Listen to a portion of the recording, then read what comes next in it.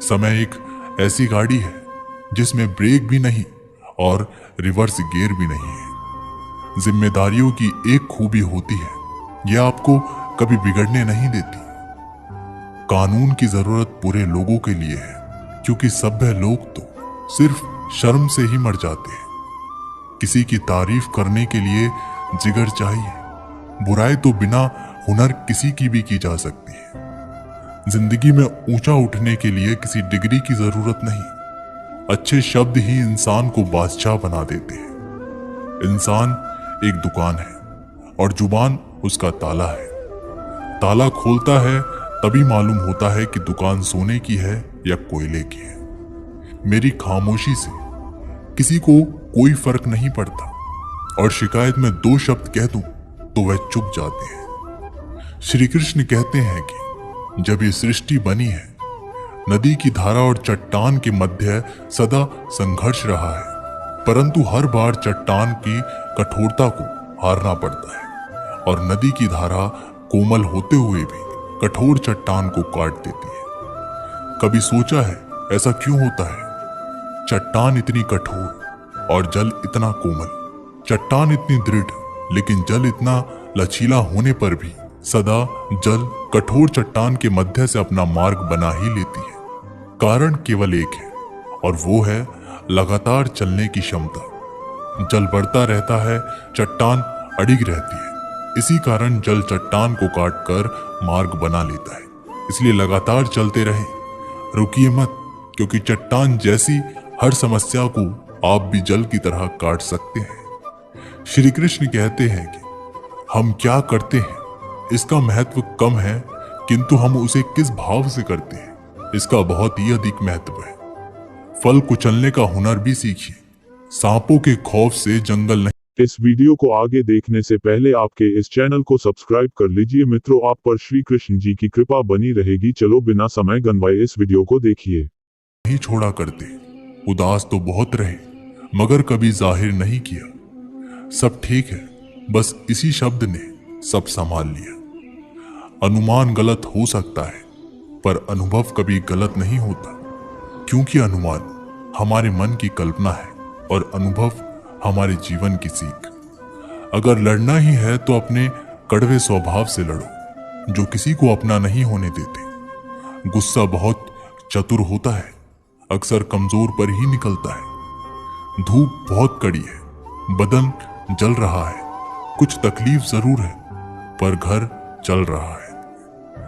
वक्त वो तराजू है जनाब, जो बुरे वक्त में अपनों का वजन बता देता है। जिसमें नुकसान सहने की ताकत हो वही मुनाफा कमा सकता है, फिर चाहे वो कारोबार हो या रिश्ते। श्री कृष्ण कहते हैं कि जिम्मेदारियां भी खूब परीक्षा लेती है, जो निभाता है उसी को परेशान करती है। कहीं ना कहीं कर्मों का डर है, नहीं तो गंगा पर इतनी भीड़ नहीं होती। जो कर्म को समझता है उसे धर्म को समझने की जरूरत नहीं पड़ती। पाप शरीर नहीं करता, विचार करते हैं, और गंगा विचारों को नहीं सिर्फ शरीर को धोती है। शब्दों का महत्व तो बोलने के भाव से पता चलता है, वरना वेलकम तो दरवाजे के गेट पर भी लिखा होता है। मन की लिखूं तो शब्द रूठ जाते हैं, और सच लिखूं तो अपने रूठ जाते हैं। दोस्त बेशक एक हो, मगर ऐसा हो जो शब्दों से ज्यादा खामोशी को समझे। छोटी सी उम्र में हो गया है जिंदगी का बड़ा तजुर्बा। अब बहुत जल्दी से पहचान लेता हूं मीठे बोलों की कड़वाहट। जिन पैसों में अपनी मेहनत की महक ना हो, वह पैसा सुख के साधन तो दे सकता है, लेकिन मन की शांति नहीं। बचपन कितना खूबसूरत था, तब खिलौने जिंदगी में थे, आज जिंदगी खिलौना है।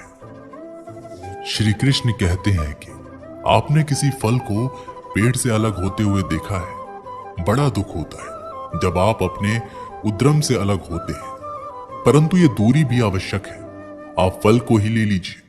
अपने जीवनदाता वृक्ष से अलग होकर ये न केवल किसी की भूख शांत करता है, अपितु इसके भीतर के बीज से एक नए वृक्ष का सर्जन भी होगा और कई फल उगेंगे।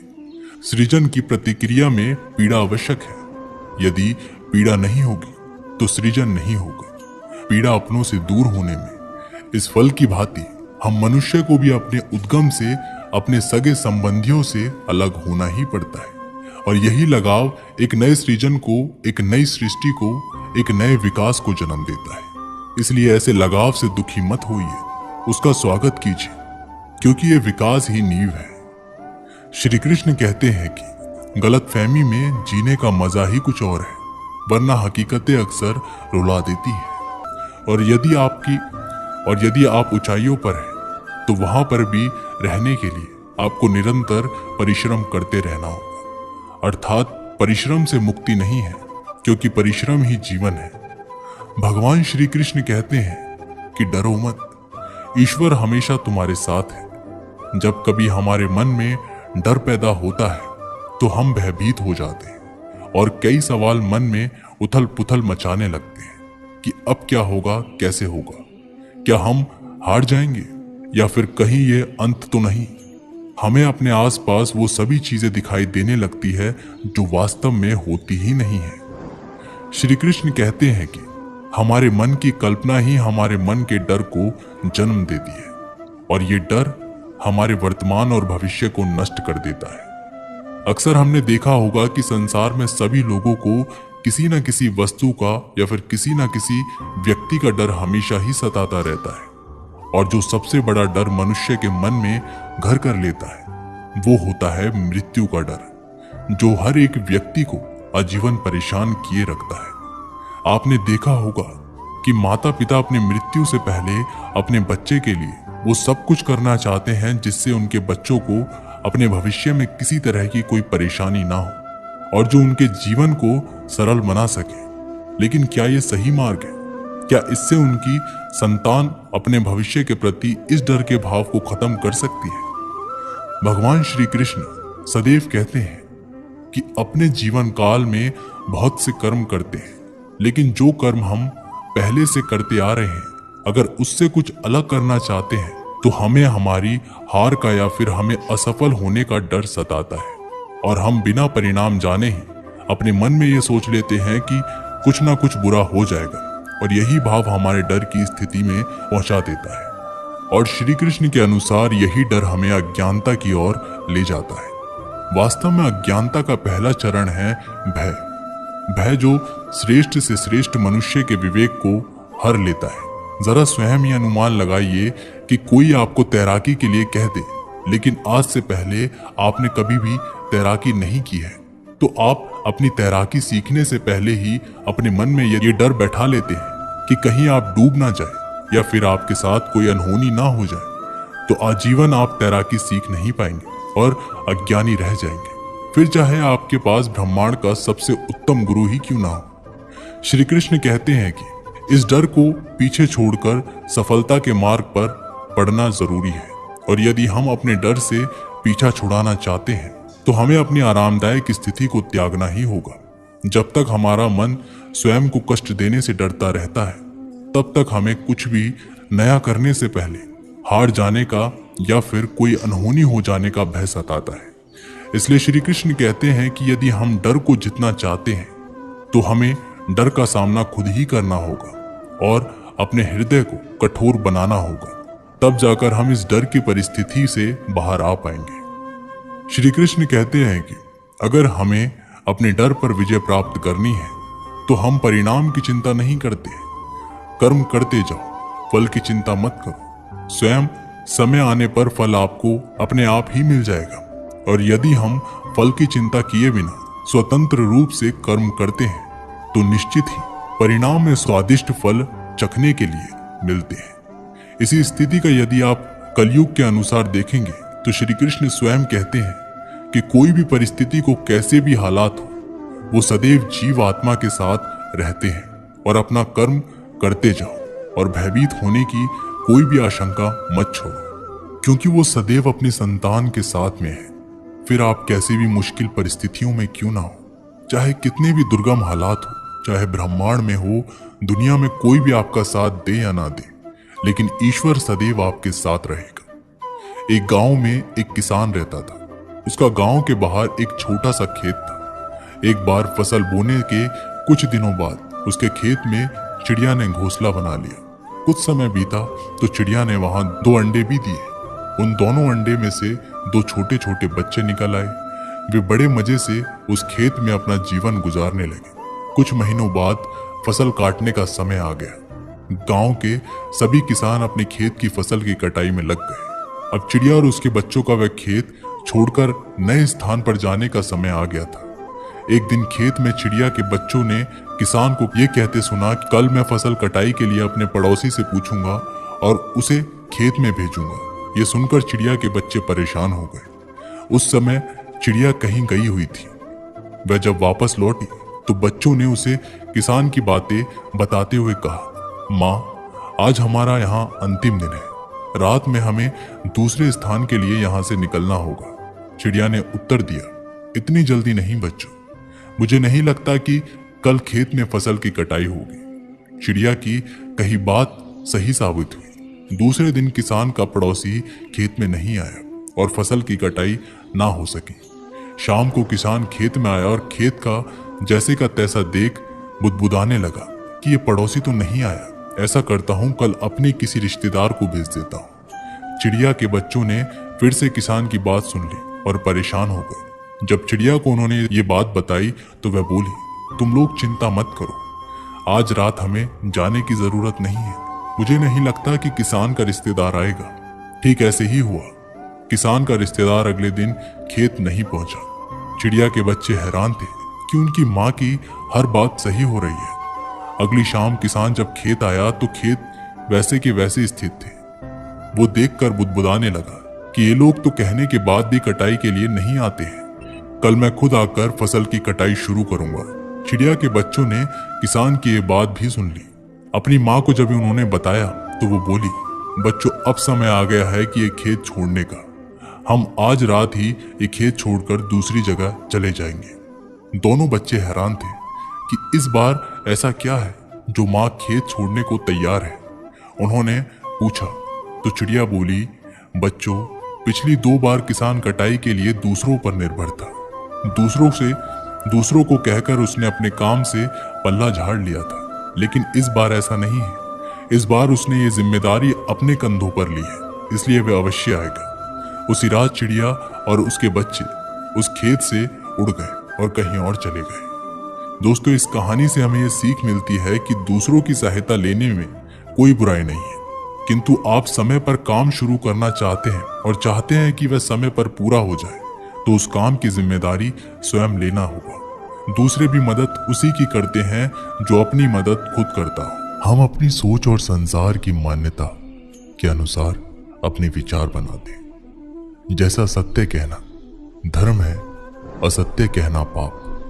सहनशीलता धर्म है और क्रोध करना अधर्म। उपकार करना, जीवों पर दया करना धर्म है और निष्ठुर होना अधर्म। परंतु क्या यही सत्य है? कभी कभी परिस्थितियां इन आवेशों को उल्टा नहीं कर देती, करती है। यदि संसार में कुछ धर्म है, कुछ पुण्य है, कुछ महान है, तो वो है परिस्थिति के अनुसार चलना। जटायु याद है आपको, वो जिन्होंने रावण पर क्रोध किया था, उस पर आक्रमण किया था। उस समय जटायु का क्रोध पाप नहीं था, वो धर्म था। इसलिए अंत में उन्हें भगवान राम की गोदी मिली। और कुछ ऐसे भी होते हैं जो धर्म को सहनशीलता समझकर हर अन्याय को सहते हैं और अंत में वो बाणों की सैया पाते हैं। यदि कोई पशु या व्यक्ति अकारण आक्रमण करके किसी निर्दोष के प्राण लेने की चेष्टा करे तो उसकी रक्षा हेतु उसका वध कर देना पाप नहीं, समय की मांग है। क्योंकि आक्रमण भी आत्मरक्षण ही है। यदि किसी दुष्ट की सहायता करने से सामान्य मनुष्य को कष्ट पहुंचे, पीड़ा पहुंचे, तो उसे सहायता ना देना ही धर्म है। अकारण क्रोध अस्वीकार्य है, परंतु यदि क्रोध से कुछ शुभ हो तो क्रोध और दंड भी धर्म ही है। संसार का सबसे बड़ा पाप क्या है? असत्य बोलना, हत्या कर देना, चोरी करना या किसी का अपमान करना। संसार का सबसे बड़ा पाप है किसी निर्बल को सताना, और संसार का सबसे बड़ा दंड भी उस निर्बल के मुख से निकली हाय है। श्री कृष्ण कहते हैं कि आपने लोहार को लोहा पिघलाते हुए तो जरूर देखा होगा, और ये लोह पिघलता है इस चमड़ी की बनी धौणकी से निकली हवा से। जरा आप सोचिए, एक मृत पशु की आंख में बनी धौणकी इतने कठोर लोहे को भस्म कर सकती है।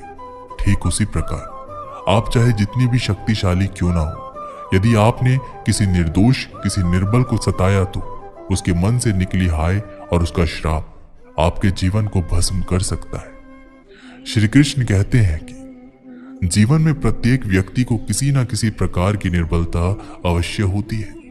जैसे कोई बहुत तेज दौड़ नहीं पाता तो कोई अधिक भार नहीं उठा पाता, कोई असाध्य रोग से पीड़ित रहता है तो कोई पढ़े हुए पाठों को स्मरण में नहीं रख पाता। ऐसे अनेकों उदाहरण और भी हैं। क्या आप किसी ऐसे व्यक्ति को जानते हैं जिसे सब कुछ प्राप्त हो और हम जीवन की उस एक निर्बलता को जीवन का केंद्र मानकर जीते हैं? हृदय में सुख और असंतोष दोनों सदा रहते हैं। निर्बलता मनुष्य को जन्म से अथवा संयोग से प्राप्त होती है, किंतु उस निर्बलता को मनुष्य अपनी मन की मर्यादा बना लेते हैं। किंतु कुछ व्यक्ति ऐसे भी होते हैं जो अपने पुरुषार्थ और श्रम से उस निर्बलता को पराजित कर देते हैं। क्या भेद है उनमें और अन्य लोगों में? क्या आपने कभी विचार किया है? सरल सा उत्तर है इसका, जो व्यक्ति निर्बलता से पराजित नहीं होता, जो पुरुषार्थ करने का साहस रखता है, हृदय में वो निर्बलता को पार कर जाता है। अर्थात निर्बलता अवश्य ईश्वर देता है, किंतु मर्यादा मनुष्य का मन ही निर्मित करता है। श्री कृष्ण कहते हैं कि द्वंद्व दो मनुष्य के मध्य होता है, परंतु विजय सदैव एक ही मनुष्य को मिलती है। जबकि समान रूप से दोनों शक्तिशाली होते हैं और दोनों व्यक्ति समान ज्ञान प्राप्त करते हैं, लेकिन सफलता एक को ही मिलती है। इसका कारण क्या है? मान लो दो प्रकार के लोहे होते हैं, एक ठंडा एक गर्म। कभी सोचा है लोहार लोहे को लोहे से ही काटता है, परंतु सदैव ठंडा लोहा ही गर्म लोहे को काट पाता है।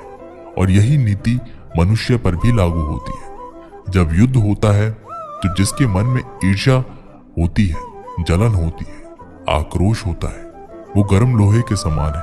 और जिसका मन शांत होता है, जिसका मन संयम से बंधा होता है, वो ठंडे लोहे के समान है। और वही ईर्ष्या और द्वेष नामक गर्म लोहे को काट सकता है। इसलिए यदि जीवन के संग्राम में विजय प्राप्त करनी है तो अपने मन को शांत रखें, क्योंकि गर्म लोहे की भांति ईर्ष्या और क्रोध जैसे भाव को रखने वाला मनुष्य सदैव शांत स्वभाव के मनुष्य के समक्ष निर्बल पद जाता है। शक्ति ईर्ष्या और क्रोध में नहीं, शांति और